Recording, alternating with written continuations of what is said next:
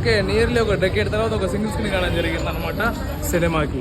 ఇప్పుడు ఏషియన్ మ్యాక్స్లో నిర్ణయ్ అనే మూవీకి వచ్చాం అనమాట. చాలా రోజుల తర్వాత సింగిల్ స్క్రీన్కి వచ్చాం, మల్టీప్లెక్స్లో వదిలేసి. చూద్దాం ఇక్కడ ఎలా ఉంటుంది ఎక్స్పీరియన్స్. ఇప్పుడే సీట్లో కూర్చోవడం జరిగింది. కొంచెం హార్డ్గా ఓమ్ని సీట్లు లాగా ఉన్నాయి, అక్కడ తిరిగేసి లెగ్ స్పేస్ కూడా కొంచెం తక్కువ ఉంది. ఇదిగో కరెక్ట్గా నా కాలుపై ముందు సీట్లు తగులుతున్నాయి. సినిమా స్టార్ట్ అయితే ఇవన్నీ తెలియవనుకో, అది వేరే విషయం. ఇక్కడ నుంచి స్క్రీన్ వ్యూ ఇట్లా ఉందన్నమాట.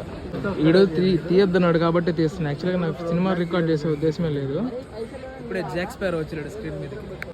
ఓకే, ఇప్పుడే మనకి ఫస్ట్ హాఫ్ అయిపోవడం జరిగిందనమాట. ఆ ఇంటర్వెల్ సీక్వెన్స్కి సినిమా అయిపోయిందేమో, క్లైమాక్స్ ఏమో అనుకునే రేంజ్లో చూపించారు. ఈ డైలాగ్ నాది కాదు, సెకండ్ హాఫ్ అయినది మాట్లాడదాం. క్లైమాక్స్లో వాడిచ్చిన హైకి అసలు వీడియో తీయాలనే విషయం కూడా మర్చిపోయాను నేను. ఇంకా అలా బయటకు వచ్చరికి వర్షం పడింది. ఓకే, కొన్ని విషయాలు సినిమాటిక్ లిబర్టీ వాడుకున్నా కూడా బొమ్మ మాత్రం దద్దరెళ్ళిపోయి.